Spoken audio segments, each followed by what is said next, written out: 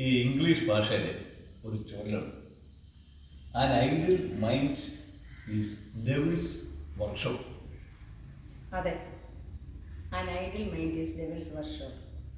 ശരിക്കും അലസമായ മനസ്സെന്ന് പറയുന്നത് ചെകുത്താൻ്റെ പണിപ്പുര തന്നെയാണ്. അത് ക്രിയേറ്റീവായിട്ട് മനസ്സിലൊന്നും ഉണ്ടാവില്ല, ഓരോ ആക്ടിവിറ്റീസ് ഉണ്ടാവില്ല. അത് ശരിക്കും ചെകുത്താന് കയറി പണി കൊടുക്കാനുള്ള ഒരു പണിപ്പുര തന്നെയാണ് ഐഡിൽ മൈൻഡ് എന്ന് പറയുന്നത്. അപ്പം നമ്മുടെ യുവജനങ്ങൾക്ക് മനസ്സ് ഐഡിലാകാതിരിക്കാൻ, ആ രീതിയിൽ ചെലുത്താൻ കയറാതിരിക്കാൻ നമുക്ക് എന്താ ചെയ്യാൻ സാധിക്കുക? നമുക്ക് ഒറ്റ പരിപാടി അവിടെ പറ്റുന്നു, നല്ലൊരു ലക്ഷ്യബോധം ഉണ്ടാകും. അതെ, കൃത്യമായ ഒരു ലക്ഷ്യം ഉണ്ടായിരിക്കണം ജീവിതത്തിന്. അത് കൃത്യമായ ലക്ഷ്യം എന്ന് പറയുന്നത് കൊച്ചുകുട്ടിയായിരിക്കുമ്പോൾ തന്നെ നമുക്കൊരു ലക്ഷ്യത്തിലോട്ട് എത്തിച്ചേരുവാനായിട്ടുള്ള ഒരു ഗോള് സെറ്റ് ചെയ്യേണ്ടതുണ്ട്. ഗോൾ സെറ്റ് ചെയ്യുക എന്ന് പറയുമ്പോൾ അതിന് എന്തൊക്കെ ചെയ്യാൻ പറ്റും? ഗോൾ സെറ്റ് ചെയ്യുക എന്ന് പറഞ്ഞാൽ അതൊരു ചെറിയ കാര്യമല്ല, അതാണ് സത്യം. ഇപ്പം തന്നെ ഞാൻ ഒന്ന് രണ്ട് ഉദാഹരണങ്ങൾ പറയാം. ഞാൻ നേരത്തെ ഒരു ക്ലാസ്സിലെടുക്കാൻ പോയി കഴിഞ്ഞപ്പോൾ കുട്ടികളോടെല്ലാം ചോദിച്ചു, കുഞ്ഞുങ്ങളെ നിങ്ങൾക്ക് ആരാകാനാണ് ആഗ്രഹം? അങ്ങനെ ഓരോരുത്തരും ഓരോന്ന് പറഞ്ഞ് വരികയാണ്. അപ്പോൾ ഒരു കുട്ടി പറഞ്ഞു, എനിക്ക് ഡ്രൈവർ ആകാനാണ് ആഗ്രഹം. ആ ശരി, ഓക്കെ.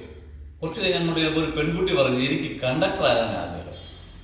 അപ്പോൾ എനിക്ക് ഡൗട്ട് അടിച്ചു, ഇതെന്താ ഇങ്ങനെ, എന്താ മോളെ അങ്ങനെ പറഞ്ഞെന്ന് ചോദിച്ചപ്പോൾ പറയുകയാണ്, സാറേ അവൻ ഡ്രൈവറായിട്ട് പോയാൽ ഞാൻ വേണ്ട കണ്ടക്ടറായിട്ട് പോകാൻ.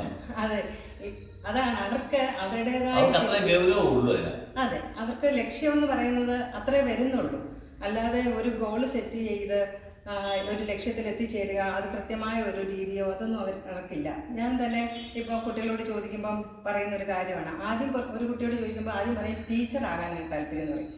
കുറച്ച് നാൾ കഴിയുമ്പോൾ ആ കുട്ടി തന്നെ അത് മാറ്റി പറയും ഡോക്ടർ ആകാനാണെന്ന് പറയും. ചിലപ്പോൾ പറയും എഞ്ചിനീയർ ആകാനെന്ന് പറയും. ഡോക്ടർ എഞ്ചിനീയർ എന്ന് പറയുമ്പോൾ എൻ്റയർലി ഡിഫറെൻ്റ് ആയുള്ള ഒരു കാര്യമല്ലേ. പക്ഷേ അവർക്ക് അത് അങ്ങനെയൊന്നുമില്ല. അതാത് സമയങ്ങളിൽ അതാത് രീതിയിൽ അങ്ങനെ പൊയ്ക്കൊണ്ടിരിക്കുക എന്നുള്ളതേ ഉള്ളൂ.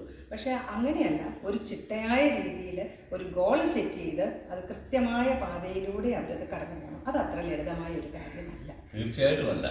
ഗോൾ സെറ്റ് ചെയ്താൽ മാത്രം പോരാ, അതിലേക്കുള്ള പാത നേരത്തെ പ്ലാൻ ചെയ്ത് ആ പ്ലാനിലൂടെ തന്നെ മുന്നോട്ട് പോകുക എന്നാണ്. ഇതൊരിക്കലും കുട്ടിക്ക് തന്നെ സാധിക്കുന്ന കാര്യമല്ല. അത് കുട്ടിയുടെ പേരൻറ്റും പിന്നെ ഇതിനെക്കുറിച്ച് ആധികാരികമായിട്ട് അറിയാവുന്നവരും ചേർന്ന് ആ കുട്ടിയുടെ അഭിരുചിക്കനുസരിച്ച് താല്പര്യത്തിനനുസരിച്ച് ഒരു കൃത്യമായ ചിന്തയോടുകൂടി ഗോളിൽ എത്തിച്ചേരത്തക്ക രീതിയിൽ അവർ ആ പാത ഒരുക്കണം. അതിന് എല്ലാവരും ചേർന്നിരുന്ന് വേണം അത് ചെയ്യുവാനായിട്ട്.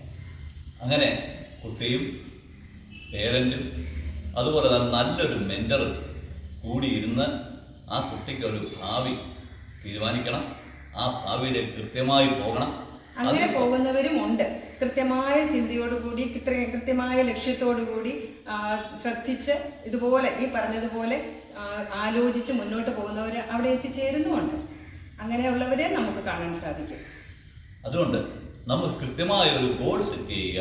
അങ്ങനെ ചെകുത്താൻ്റെ ഒരു സാന്നിധ്യം നമ്മുടെ പുരയിൽ നിന്നും നമ്മുടെ മനസ്സിൽ നിന്നും നമ്മുടെ ഹൃദയങ്ങളിൽ നിന്നും ഒഴിവാക്കണം. അതാണ്. അങ്ങനെ പോകുമ്പോൾ ഈ നമ്മളിപ്പം നമ്മുടെ ചുറ്റുപാടും കാണുന്ന യുവജനങ്ങൾ മാറിപ്പോകുന്ന ഒരു വഴിയുണ്ടല്ലോ, കാണുന്നുണ്ടല്ലോ എല്ലാവരും ചുറ്റുപാടും. അങ്ങനെ ഒരു പണിപ്പുരയിലോട്ട് പോവില്ല. നമുക്ക് നല്ല ഒരു ലക്ഷ്യത്തിൽ എത്തിച്ചേരുവാനായിട്ട് സാധിക്കും. നമസ്കാരം.